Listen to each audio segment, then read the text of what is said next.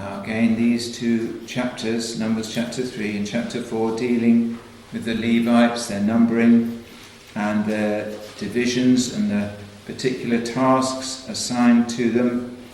One might think, oh, I'm just going to pass over this. But they're very important details in here that it will explain incidents later on in the scriptures.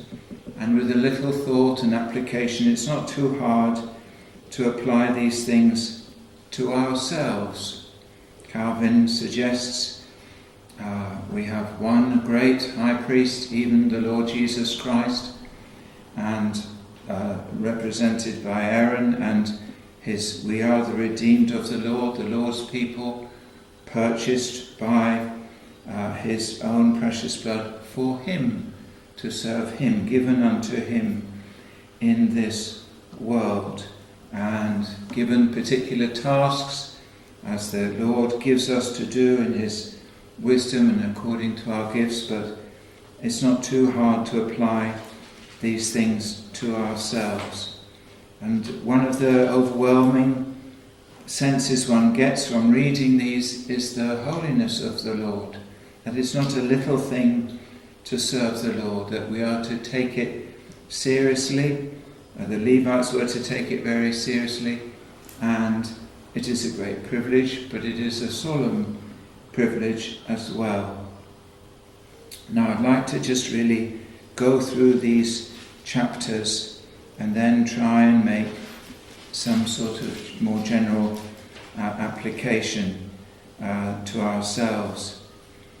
We've had the numbering of the other tribes, Levi not included with them, and those numbered from 20 years old and upward for war, ready, prepared for war, and divided into their different 4 different groups to camp in different places around the tabernacle and to move out to go through the wilderness in a particular order. And now the divisions of the Levites, not for war, but for the Lord's service.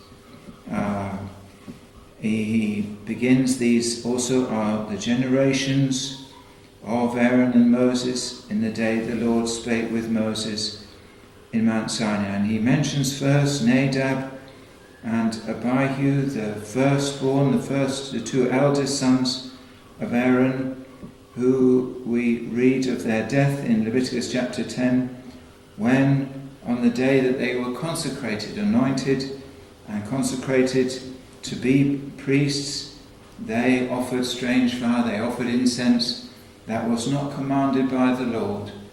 Some think they were under the influence of alcohol. Later the Lord would say no priest is to drink alcohol when they are officiating, and but that they offered this strange fire, meaning it wasn't commanded by God, and the Lord struck them down. Very solemn, but to show that the Lord is to be worshipped in the way he has given us, he has commanded us. But then it just briefly touches on them and then moves on to the general divisions of the Levites. It mentions how Nadab and Abihu died before the Lord, and then Eleazar and Ithamar would take on their work, and all the priests then following would descend from Eleazar and Ithamar. But then verse 5, and the Lord spake unto Moses, saying, Bring the tribe of Levi near, and present them before Aaron the priest, that they may minister unto him. Levi had been chosen, I think finally, when at the golden calf, they were the ones who sort of stood for the Lord, and they were then chosen. It is interesting that both Levi and Simeon were cursed by Jacob for their very wicked killing of the Shechemites, and they were to be divided in the land. And yes, Levi was still going to be divided, divided from Simeon and divided generally throughout the land. But it was obvious the Levi himself had repented, and though obviously not all Levites were spiritual men, yet many, it would appear, were so. And now they are to be presented, the whole tribe, present them before Aaron the priest, that they may minister unto him, that they may help Aaron in his work as priest, not to take his place, but to help and to assist. And they shall keep his charge and the charge of the whole congregation before the tabernacle of the congregation, to do the service of the tabernacle. And they shall keep all the instruments of the tabernacle of the congregation and the charge of the children of Israel to do the service of the tabernacle. And thou shalt give the Levites unto Aaron and to his sons. They are wholly given unto him out of the children of Israel. They were to direct them, Aaron was to direct them and his sons, but they were there to help him to, as we shall see, to carry or be how to transport the tabernacle in the wilderness. And when finally they were settled in the promised land, in David's day, David would reorganize them and would set apart a significant number for when the temple would be built by Solomon, musicians, singers, a sort of Levitical choir, as it were, and musicians, also people to porters and gatekeepers for the temple in different ways, assisting in the worship of the temple. There was also, I believe, a role when they were not assisting, which they would appear to do by rota, that they would be teachers, that they would be dispersed throughout the land to teach the people the law, and to be, as it were, salt and light, to teach the people the law, and I believe also to be investigators and judges for the hardest cases, as the priests were to judge the hardest cases, so the Levites in a lesser way would be lesser magistrates. I'll just read from Malachi chapter 2, speaking of Levi. This is a reproof to the priests in his day. And ye shall know that I have sent this commandment unto you, that my covenant might be with Levi, saith the Lord of hosts. My covenant was with him of life and peace, and I gave them to him for the fear wherewith he feared me, and was afraid before my name. The law of truth was in his mouth, and iniquity was not found in his lips. He walked with me in peace and equity, and did turn many away from iniquity. For the priest's lips should keep knowledge, and they should seek the law at his mouth, for he is the messenger of the Lord of hosts. And then he reproves those in his day. But to assist the priests were to teach the law, one of their primary tasks, and the Levites to assist them to teach it throughout the land. And I think also to judge and investigate, because the 6 of the Levitical cities were to be cities of refuge, where the manslayer would go, where the case would have to be investigated. Was the person guilty of murder, or was it manslaughter? And in one sense, one of the reasons why I believe they were to go to the cities, the Levitical cities of refuge, so that the Levites could investigate it. But that's, to a certain extent, supposition. But anyway, returning to Numbers, here they are given their roles in the wilderness, what to do, but taken for the Lord in the place of the firstborn of Israel. Verse 12, and I, behold, I have taken the Levites from among the children of Israel, instead of all the firstborn that openeth the matrix among the children of Israel. Therefore the Levites shall be mine, because all the firstborn are mine. From the day that I smote all the firstborn in the land of Egypt, I hallowed unto me all the firstborn in Israel, both man and beast. Mine shall they be. I am the Lord. Traditionally, under the patriarchs, the firstborn was the priest. We have Isaac, obviously. Then we have Esau and Jacob. The birthright was with Esau until he sold it. But he was the one who had the birthright of the sons of Jacob. Reuben, the birthright was initially with Reuben until by his incest he showed he was wholly unworthy of it. Simeon and Levi also, after Reuben had shown themselves unworthy, passed in one sense to Judah. But now, instead of the firstborn, it is to be the Levites. And I'll just skip forward because we have at the end of the chapter very precise counting and reckoning of the Levites, tallying it up to the firstborn. I'll just read verse 42. And Moses numbered, as the Lord commanded him, all the firstborn among the children of Israel, and all the firstborn males by the number of names, from a month old and upward, of those that were numbered of them, were 20,263 276. And the Lord spake unto Moses, saying, Take the Levites instead of all the firstborn among the children of Israel, and the cattle of the Levites instead of their cattle, and the Levites shall be mine. I am the Lord. And for those that are to be redeemed, of the 213 of the firstborn of the children of Israel, which are more than the Levites, thou shalt even take 5 shekels apiece by the poll, after the shekel of the sanctuary. And they counted them up, and found there were more firstborn. Verse 49, and Moses took not many more, but a few more, I think the 76 more.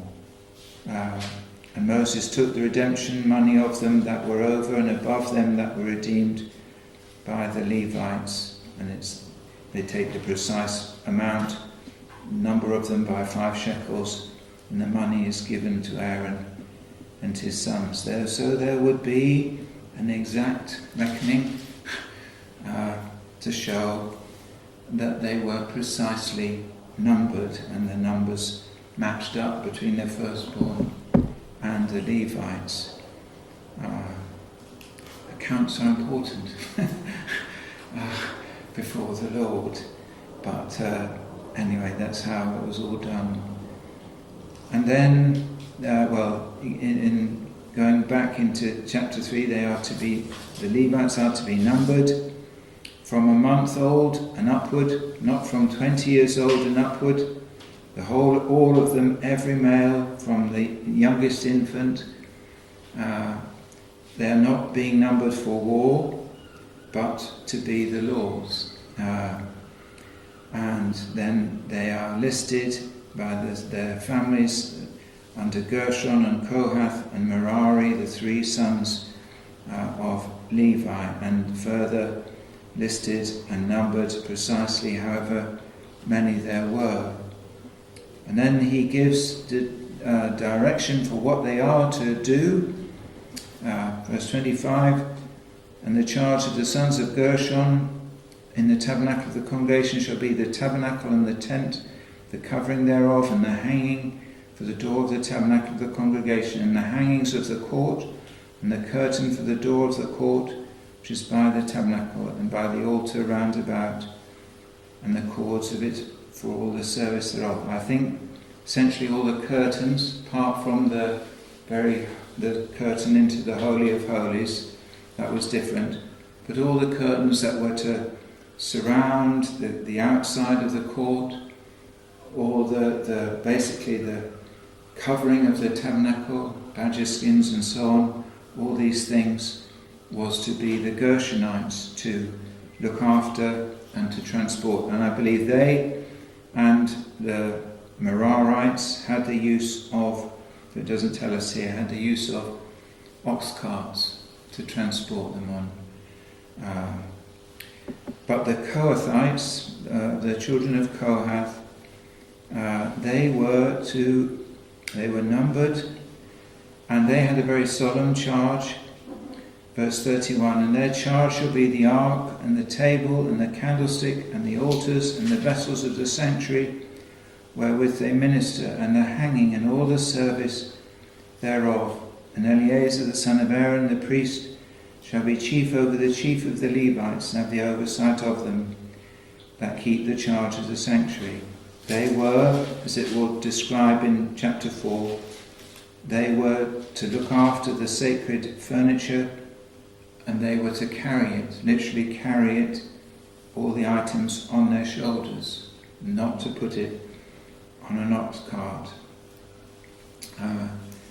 I'll go on in a sec exactly how it was to be done. Merari, verse 33, was to take the sort of hard parts of the external parts of the tabernacle itself, of the court outside, the pillars, the boards that came between the pillars, the bases of the pillars, all the sort of solid parts of brass and of wood. They were to be looked after and transported by the children of Merarites, of the family of Merari. They were to camp in an orderly way, in a particular way. They were to guard the tabernacle. Verse 38, but those that encamp before the tabernacle toward the east, even before the tabernacle of the congregation eastward, shall be Moses and Aaron and his sons, keeping the charge of the sanctuary for the charge of the children of Israel. And the stranger that cometh nigh shall be put to death. They on the east, and then the Gershonites, the Merarites, and the Kohathites in the other three corners, parts of the compass, again in an orderly way.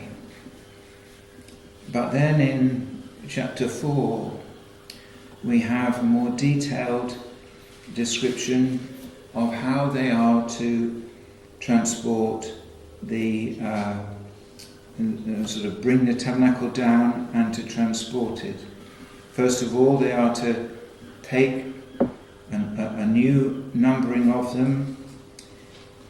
Verse 2 of chapter 4, take the sum of the sons of Kohath from the sons among the sons of Levi after their families by the house of their fathers, from 30 years old and upward, even until 50 years old, all that enter into the host to do the work in the tabernacle, the congregation. From 30 to 50, I think the rest of the children of Israel is 20 to 60. It is narrower time. I think it's John Trapp or Matthew Paul says, because ministers in their old age get sleepy and their minds can go a bit, but anyway, it doesn't necessarily apply to ministers, though I think there is good reason not to go on too long in the ministry, but from 30 to 50. And the instructions are put for what they shall do. Verse 5, and when the camp, this is for the Kohathites, for the furniture, when the camp setteth forward, Aaron shall come and his sons, and they shall take down the covering veil and cover the ark of testimony with it. The Kohathites shall not go in to the Holy of Holies, only Aaron and his sons, and shall put thereon the covering of badger skins, and shall spread over it a cloth wholly of blue, and shall put in the staves thereof. And upon the table of showbread they shall spread a cloth of blue, and put thereon the dishes, and the spoons, and the bowls, and covers to cover withal, and the continual bread shall be thereon. And it's all detailed how the ark and the showbread are to have 3 different coverings, the other vessels and tables to have 2 covers over them, and all to be so that they cannot be seen when they're taken out. And even verse 13, it mentions the ashes from the altar. The commentators think these would be carefully taken care of and the fire preserved. It doesn't say so specifically, but that the sort of embers to be kept from the original setting light by the fire from heaven. But anyway, they are all to be covered, and then when it's all prepared, the sons of Kohath are to come and carry it. Verse 15, halfway through verse 15. After that, the sons of Kohath shall come to bear it, but they shall not touch any holy thing, lest they die. These things are the burden of the sons of Kohath in the tabernacle of the congregation. They were to obviously pick up the staves that all these pieces of furniture had, but they were not to actually pick up the ark or the table of showbread or the incense altar and so on. They were not to touch them. And we have in 2 Samuel 6, when Uzzah touches the ark. Uzzah is not a Levite, and he is not carrying the ark, it's on an ox cart. David's sort of error in so doing, but Uzzah touches the ark and he is struck down immediately, as in one sense is threatened here. There is also, lest we think the Lord is just very, very severe, we have immediately following that the ark is put into the house of Obed-Edom, who I believe is a Levite, and it speaks of he and his house being greatly blessed, because they treated it correctly, remained obviously covered, they didn't touch it and so on, and they were greatly blessed. But the Lord says it very plainly here, that they are not to touch any of these things. And then in verse 17, the Lord spake unto Moses, unto Aaron, saying, Cut ye not off the tribe of the family of the Kohathites from among the Levites, but thus do unto them that they may live and not die. When they approach unto the most holy things, Aaron and his son shall go in and appoint them every one to his service and to his burden. But they shall not go in to see when the holy things are covered, lest they die. They are to treat them very carefully and solemnly. And then he deals with the Gershonites, how they are to go about their, and then the Merarites, how they are about to go about their service, but obviously not as solemn as the taking down of the tabernacle itself, and how they are to then transport the portions of the tabernacle that is allotted to them. And then all, as it were, summed up in the latter part of the chapter, the numbers of them.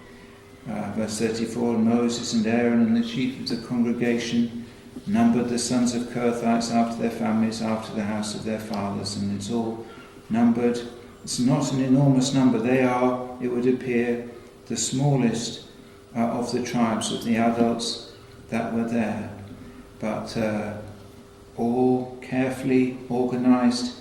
Aaron and his sons are to instruct them. So what is the right way of doing it all? so that they will not die, and that they may honour, as it were, the Lord and keep his commandment. But let me just make a few applications, and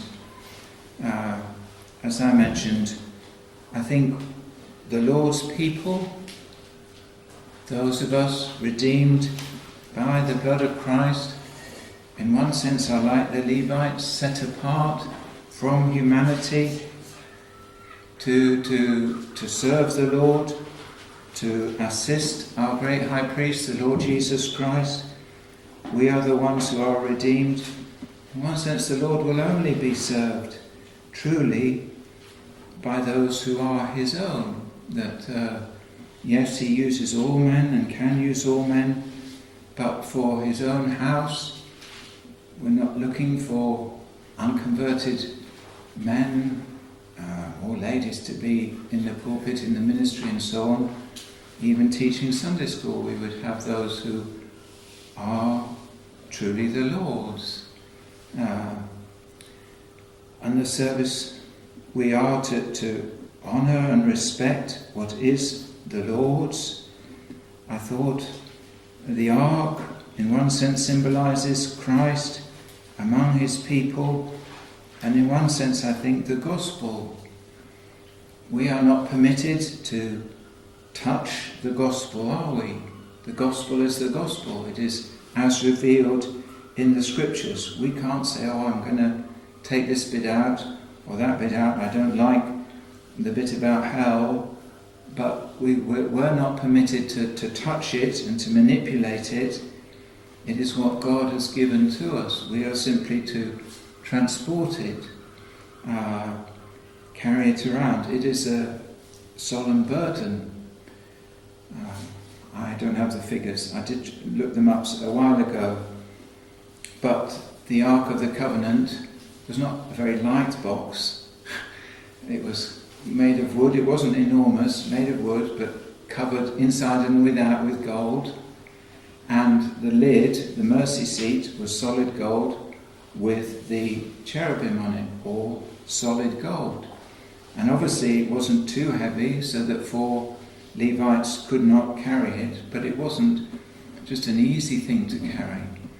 And the ministry of the gospel is something that we must, in one sense, personally undertake. And I mean by that our witness. We can't divorce our lives from our witness, can we? It's not like a sort of academic, the world seems to think it might be, they're Christians, it doesn't really matter how they live. But it matters a great deal how we live. Do we back up our profession of faith by how we live?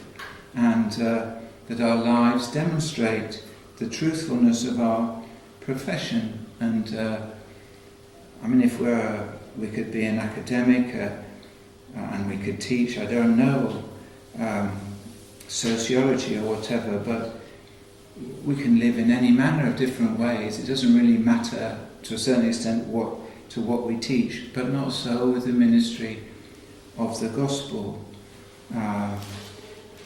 People know, and it's very right that we back up what we testify by our lives, and we must, as it were, carry that ark, carry the gospel in the world ourselves, and we dare not be ashamed of the Lord. And for ministers of the gospel, it is a personal, solemn responsibility. I read recently, or saw recently, some charismatic pastor had developed an app, an AI-based app, so that he could give counsel. So that somebody would say, what would so-and-so, this man, sort of say about this problem, and the app would reply. But I think personally, AI is not, we can't really use it in that way. We use it in many different ways, quite legitimately, but not for sort of writing our sermons or giving counsel. We are to bear these things ourselves as the Lord puts that burden upon us, and very right and proper in one sense that we do. And it will never, I don't believe it will ever change. We have different roles. The Levites have different roles and duties, and we have different roles and different gifts, and all very important. We dare not despise any in the body of Christ. All have a very unique, in one sense, position to labour and to do what is necessary and proper. And in one sense, as the Levites were, particularly the great high priest, it was his job to teach them. So the Lord teaches us what to do, how to serve him. His word teaches us how we are to serve him, how to keep his commandments. Not that we're saved by keeping his commandments, but to avoid coming under his chastening. And that the Lord's service is a solemn matter, not to be taken lightly, but to humbly do it as unto the Lord. Let me just read one or two quotes. This is Matthew Henry. The posterity of Moses were not at all dignified. This is, Matthew Henry says, the fact that Moses did not make his own sons the priests, the high priests, that he did not after he was gone.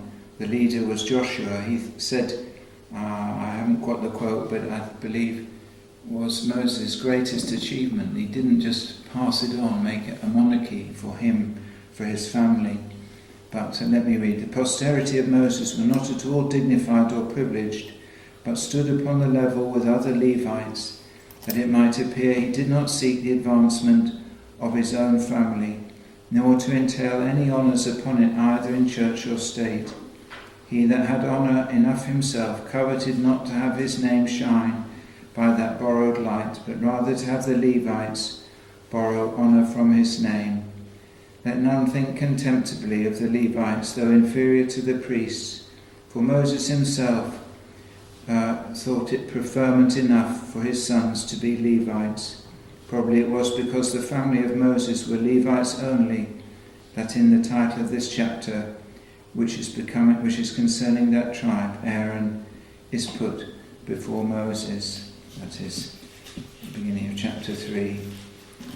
We have a wonderful privilege to serve the Lord in this world. We seek with all our might to tell others that they might come to serve him in this world. But it's a wonderful privilege to serve him, to make his name known, to bear, as it were, his gospel into the world by our lives, by our profession, and that we might honour him in the way that we do it, in graciously bearing that burden. It's not a light thing, and we do well to ask the Lord for wisdom and strength and so on, but it is a precious, precious thing that we're given this charge, and we're redeemed in one sense for this work by the Lord. I won't go on, but may the Lord help us, uphold us and bless us in his work. Okay, our second hymn, number 373.